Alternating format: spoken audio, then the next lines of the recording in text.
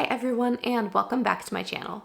If you're new here, my name is Elizabeth and I run the blog lifefromtheviolasection.com, where I share my favorite practice tips, general advice, and tech for musicians. Today I wanted to talk about using paper sheet music versus using a tablet for your sheet music and which one might be better for you. There are definitely pros and cons to each, and different situations may call for different things, and you may find that you like something in one circumstance and the other in others. So let's just talk through the pros and cons that I have discovered as a musician who uses both paper and digital sheet music, and try to help you make a decision if you're on the fence about buying a tablet or if you just want some ideas of when you maybe should and shouldn't use a tablet for sheet music. Let's start with paper sheet music. Paper sheet music has been around for centuries and is, very traditional. It's what probably most, if not all of us, grew up using and are most familiar and probably comfortable with. The nice thing about this is that there is no technology required and you're not staring at a screen while you're playing all day. You'll never need to charge it. You don't have to worry about apps updating or getting deleted. You don't have to worry about the cloud going down or accidentally deleting all of your sheet music, as long as you just have it and own it and don't lose it. Paper sheet music just feels a lot more comfortable to us, and we're used to the layout. We're used to, seeing an 8.5 by 11 sheet and turning the page and getting more sheet music there, and using a pencil to mark it up, being able to erase things with an eraser. Just that kind of tactile feeling is very nice. And, I have read there have been studies that writing things by hand really helps you understand and interpret things and really remember things a lot easier. Of course, on a tablet, you can handwrite as well. Just kind of an idea with paper sheet music, though. It's also really nice to see the kind of time capsule that is sheet music. So this is the Walton Viola Concerto, and I learned this kind of all throughout college and a bit of grad school, and, I come back to it occasionally, and just looking at it, I can see kind of a time capsule of my thoughts, and I can see things that I had originally written in and then erased. And I can kind of remember that whole learning process and what my life was like back then, and just kind of reminisce a little bit looking at this sheet music. With digital sheet music, you might erase an older marking and just never see it again because it has left the system. It's completely erased. You're not going to see the little remnants that the eraser didn't fully pick up from the paper. Most times, paper music is a little bit more reliable in a performance. You don't have to worry about a battery dying or an app crashing or losing Wi-Fi or anything. The paper sheet music is right there, and it should stay there unless you're performing outside with a lot of wind, in which case you'll need paper clips, which can get really, really frustrating. That over there is going to be a win for the tablets, which we will get to later. But in general, you don't have to worry about a pedal being charged to turn your pages, your tablet being charged, even a pencil or, whatever kind of stylus you used, having enough charge to it as well. You grab your paper sheet music, you grab your pencil and a stand, and you're good to go. You don't have to worry about any of those things dying or losing them any more than you would a tablet. Some ensembles will still prefer for you to use paper sheet music, so if you're not used to using a tablet, that's kind of a win there. If you're ever concerned about not being able to use a tablet on stage with certain ensembles or only being allowed to use paper sheet music, then just using paper sheet music all the time might be a little bit more comfortable for you as well. There's also the cost factor. In general, paper sheet music is going to be pretty much cheaper than a tablet. Unless you're buying tons and tons and tons and tons of physical sheet music, that can get a little bit pricey, but it's a lower upfront cost. A tablet is probably going to cost you around $1,000 or so, whereas paper sheet music, this with the piano accompaniment was probably $25. So you can get a lot of music for the same price as a tablet, and you should hopefully have it forever unless you lose it or any disasters happen. Okay, let's go over some cons for paper sheet music now. So, paper sheet music takes up a lot of space. You can only see 3/4 of my bookshelves here. There's another door to the right. Yes, the right. Sorry, I'm looking at the mirror reflector, so everything is backwards. There's even more music on the right over here. That is almost my whole physical sheet music library behind me. It takes up quite a bit of space. Personally, I love bookshelves. I love having full shelves. It makes me feel very good, very intelligent. But again, like if I were in a tiny little apartment, this would take up valuable space. Digital sheet music takes up this much space. Of course, it does take up gigabytes and storage space instead of physical space in a living area. So there's a trade-off. With paper sheet music, it could also get lost quite easily because it's just paper, or it can even get damaged, again, because it's just paper. So if you spill something on it, it's gonna be wrinkly forever. And if you lose it, there's no real turning back, because when I was a senior in high school, I played a concerto with my youth orchestra, and I'm pretty sure I left my sheet music at that concert backstage, and I really wish I had it today because it had all of my markings in it, and it would be so nostalgic and meaningful for me to have that, but I don't. And now when I try to teach that concerto, I don't quite remember the fingerings and bowings that I had done that I really liked. Thankfully, I do have a recording of myself playing it, so I can watch that to actually see what I did, but that's a lot more time consuming than just looking at the sheet music and seeing what I actually wrote in. If you are printing out sheet music quite a lot, printing costs are going to add up as well. So whether you have a printer at home and have to buy ink cartridges all the time, that's going to add up. Or if you go to a library or Staples or somewhere where you can pay to print something, that is also going to add up. So there is a cost. I mean, it probably won't add up to the cost of a tablet, but that is something that you may encounter often. That could be an annoyance or frustration. With paper sheet music, we also have to worry about page turns. Okay, page turns are never going to fully disappear from music unless we just read like a scrolling page, which I feel is very problematic because you could change up the tempo and this doesn't. No, I'm sure someday with AI and all of the technological advancements, there will probably be some kind of sheet music app where it will like vary the speed depending on what it hears or what it sees from your eyes. Like I could absolutely see that being a thing like a couple years from now. But either way, with paper sheet music, you're gonna have page turns, and you do have to find some sort of way to put your instrument down or adjust what you're holding and turn the page. This is a great example because we play all the way to the end of this page, and then there is one bar of 6/8 that we rest in, and then we pick right back up again. So it's a very difficult page turn to do. Not the worst, but not really easy. So you always have to worry about how you're going to physically do that page turn. Tablets are a different story that we will talk about in just a minute. If you are teaching outside of your home and kind of traveling to students, or if you do a lot of gigs and maybe have a huge binder full of wedding music or different things that you've compiled that you have to bring all of that to your gig, paper sheet music is going to be a little bit harder to organize because you have to make sure you have every single piece, every single book with you, and it can also get pretty heavy if you're lugging that all around everywhere. A tablet is going to be much lighter, and everything should hopefully be right there as long as you've backed it up or as long as it is all in the app that you like to use. Okay, that's our overview of paper sheet music, the pros and cons over there. So let's talk about tablets. Personally, I love using my iPad for sheet music. It has been so great and so convenient for me. Probably the biggest win for tablets is that you can have your whole sheet music right there in your tablet and have it with you no matter where you go. And most tablets are pretty light. My iPad is a little weighty. I have a 4th generation iPad Pro 12.9 inch display. So it's from 2020 and it's a little heavy. I believe that iPads now are quite a bit lighter. My husband has a Samsung tablet and it is very light.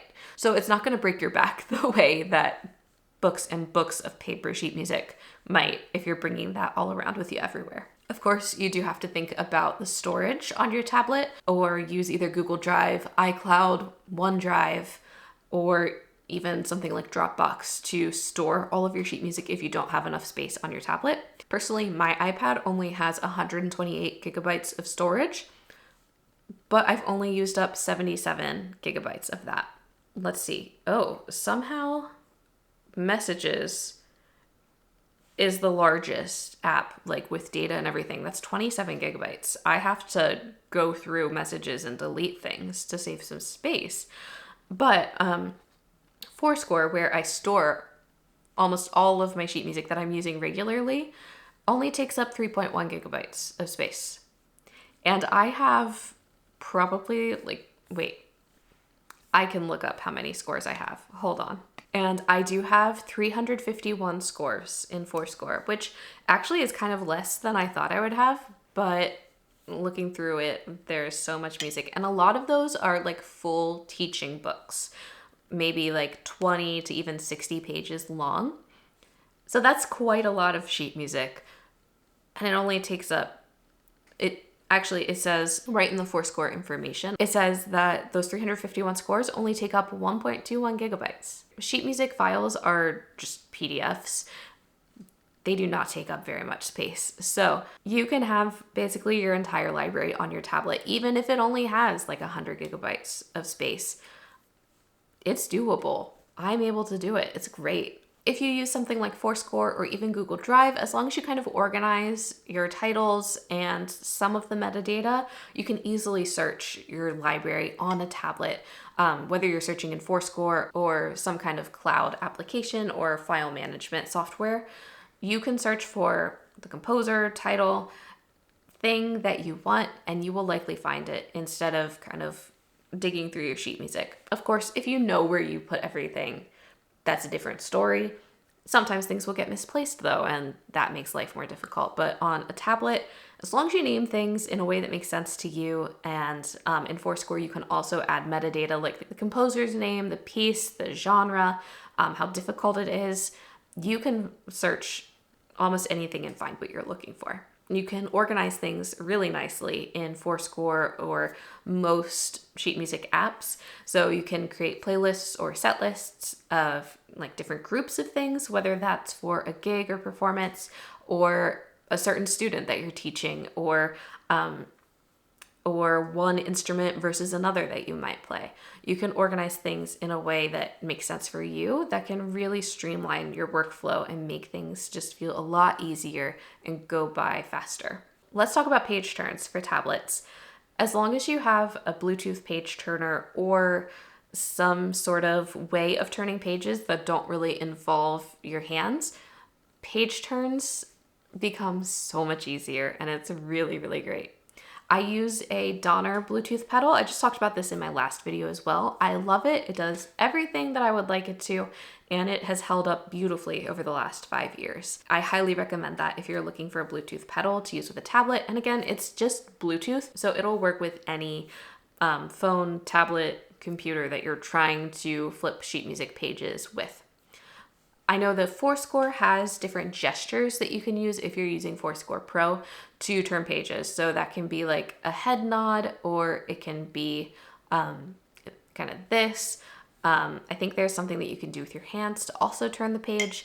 Those can be really great if you play an instrument where your feet are busy or like your hands are really busy. Even just tapping the screen to turn the page is a lot faster than finding the edge of the page and actually turning it. So I think the page turns are a million times better on a tablet. Highly recommend for that alone. It's so great. Another thing I love about reading my sheet music digitally is all of the annotation options, especially in Forscore, because that's what I'm used to. But I know Mobile Sheets has some really great annotation options as well. You can create multiple layers on a score so that if you're working on a piece with one student, you can mark it all up with comments or things that you want them to think about, and then you can hide that, make a new layer for another student that you're working on the piece with, and write it all and mark it all up on that layer and hide that eventually if you want to play the piece and you don't want to see all of those markings. It is so, so great. You also have options to any color pen that you want. You can erase things really nicely. You can even type thoughts for yourself if you want it to look a little bit more cohesive, especially if you don't like your handwriting. There are so many possibilities with annotating your sheet music on a tablet that you may not have on paper. And when you write on paper, it feels pretty permanent, even with a pencil, because erasers only erase so much. And especially if you want to highlight something in your music, you have to commit to that. You have to know, okay, this highlighter is staying there forever. If you want to highlight something on your tablet, you highlight it, and then the next day, if you don't want it, you just erase it, and it is gone forever. It's beautiful, and I love it so much. When using a tablet, there are also a plethora of other great features that you can use that are really handy in a performance, like half-page turns, using links to jump around sheet music, and especially for repeats, automatic page turns, and making set lists and playlists to organize your sheet music really nicely. Those are all such great benefits. Also, if you are teaching, and especially if you teach outside of your home and kind of travel from student to student, you don't need to lug everything around with you. You bring your tablet, and if you have all of that sheet music on that tablet already, you just have everything right there, and it is so much easier. It's also super easy to email or even airdrop things to students. If you want to, like if you made some notes on your copy of the sheet music, you can easily just share that with them, and then they can like copy that into their own music. And it's just so convenient for sharing, especially because, you know, almost everyone has phones, computers.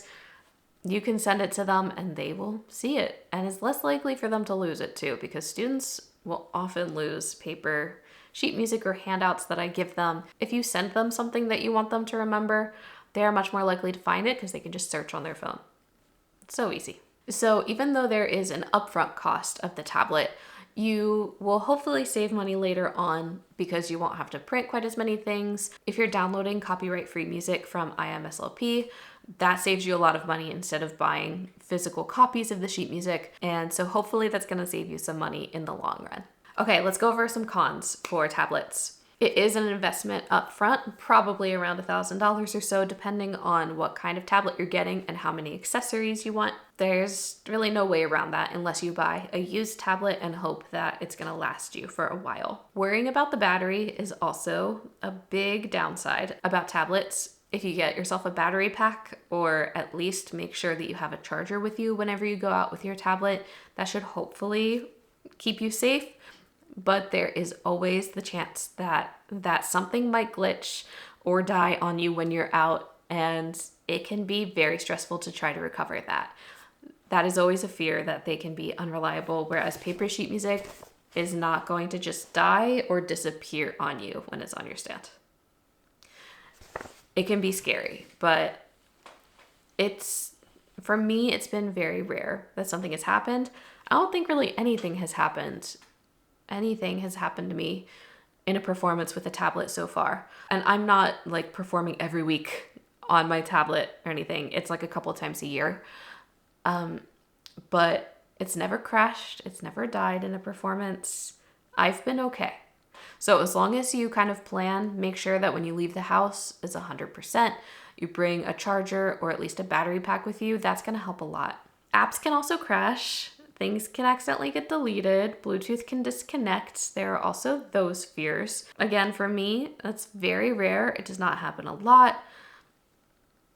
Try to make backups. If you have a very important gig, bring paper sheet music as a backup. Maybe keep it, right below your stand or right behind the tablet.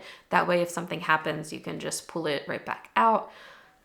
Again, very rare, but it does happen occasionally. Playing off of a screen brings its own cons as well, like getting a glare from stage lights, or if you're playing outside in the very bright sun, sometimes the tablet doesn't feel quite bright enough. And of course, staring at a screen for a long time can definitely feel very tiring. So you can get a matte screen protector that will not reflect the stage lights quite as much. And for me personally, I play a string instrument, so I do not play outside in the direct sun. So I always have some sort of shade over me and over the sheet music, so I haven't really had to deal with the iPad not getting bright enough. It can also take some time to learn how to use your tablet and what your workflow is like, and that can be a little bit frustrating, especially if you're not super great with technology. That can be a little bit difficult. Those are the pros and cons for each. Think through those things and see, okay, is one definitely better than the other for me, or are there some different use cases? It can definitely change based on your situation, your preferences, what instrument you play, and how you like to read and perform sheet music. But personally, I love my tablet. I also love paper sheet music. It's really nice and it gives my eyes a break, but there's definitely a time and a place for everything. All right, I hope this video was very helpful for you. Let me know if you have any other thoughts or use cases or horror stories from using one or the other down below. I would always love to hear them, and they help out other viewers as well. If you enjoyed this video, please consider subscribing. I post new videos basically every Sunday at noon Eastern Time. Thanks for watching.